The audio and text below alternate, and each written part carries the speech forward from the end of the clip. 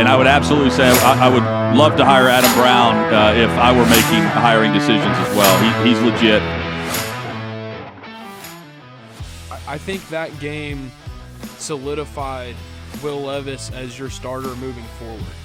And only in this specific situation that the Titans are in. Because if this was, say, 2 years ago and Tannehill goes down, or even last year and Tannehill goes down, and last year you could have a conversation, but it would still be unlikely. The Titans have the luxury of, we need to be moving off of this guy anyway. Let's throw the rookie out there and see what he can do.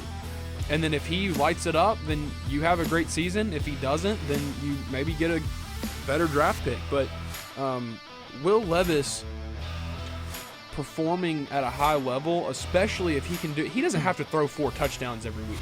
That's not the point. And that needs to be made very clear. If he can be consistently good, he doesn't have to be great. If he can be consistently good, then that changes the scope of not only the rest of the season for the Titans, but their options moving forward. Because everything we've talked about so far this season is with the mindset, with the predisposition of the Titans are in a hole at quarterback, and they need to figure something out. And maybe this is the answer. To our man Adam Brown. Okay. Yeah. Got so many notes here. All right, let's go machine. to the phone line brought to you by Elijah Campbell Enterprises.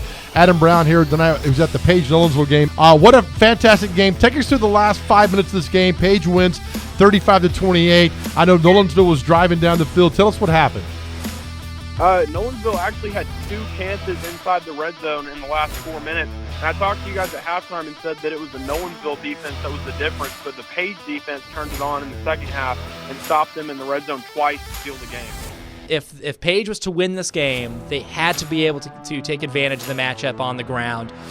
How did that transpire in the second half, and how was Page able to finally move the ball and take advantage of the long drives?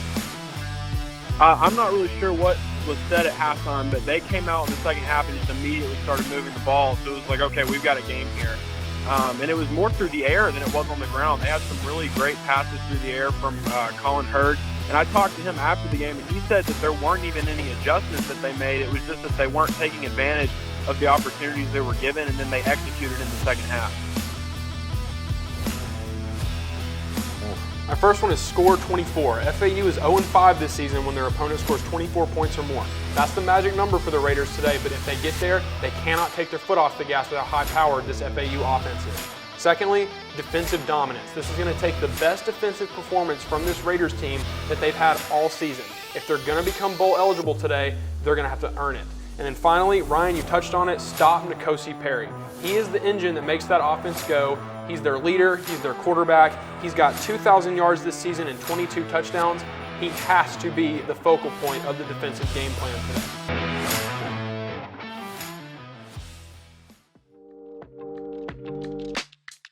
Hey guys, this is Adam Brown. I'm here with Caleb Herring, the #1 player in the state and standout at Riverdale. How are you doing, Caleb? Yeah, I'm doing amazing. You mentioned your brother. He's already on the team. How exciting is that for the two of you to be on the same team? Man, just have him around again. It's going to be amazing. What's that relationship like? Do y'all have a really close relationship? Yeah, we have a really close relationship. And with how, really talented athletic family, I'm sure that relationship got pretty competitive growing up. Man, yeah, at times we'll have little boxing matches. We'll Really? fight sometimes. Who won those the majority of the time? It was 50-50, but at the end of Would the day, he say 50-50 or are you saying 50-50? It was me. All right, guys, that is Caleb Herring, standout Riverdale player and Tennessee commit. Thanks so much, man. I appreciate it. So anytime.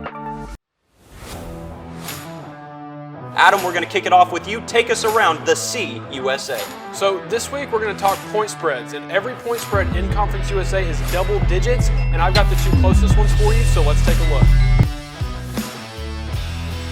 You heard Scott County's coach say easy, easy, wants him to slow it down. Coach Eminent was stomping in frustration on that last possession. He was motioning for his defense to come up and challenge the ball. Gets it down low to Caden Miller. Passed up a good one for a great one that time, Adam. Nice looking offensive possession. And rose over a defender that's at least 3 inches taller than him. That was a great shot. Scott County going to turn it over again near the free throw line. The Bobcats smell blood. Aminette takes it to the corner. Dylan Anderson out to Aminette. 3 ball on the way.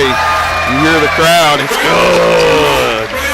You called it earlier. Pickett County can smell it in blood in the water here, really trying to make a run at Scott County. Right, and then Amonette just rises up for that 3 ball. You know he's feeling the momentum. If we can feel it, the players can feel it. And so he knew this would be a good time. Hit that 3, continue the momentum, and they're just taking it to him right now. What is going on, everybody? Happy College Football Saturday. We only get a limited number of these every year, so make sure you enjoy it today however you choose to do so. If you really break down the little parts, it's a mismatch in Tennessee's favor, because when Kentucky's offense is on the field, their strength is running the ball. And Tennessee's defensive strength is stopping the run. So it's strength on strength, not in the aspect of the game that you would think with Tennessee's offense being so high-powered.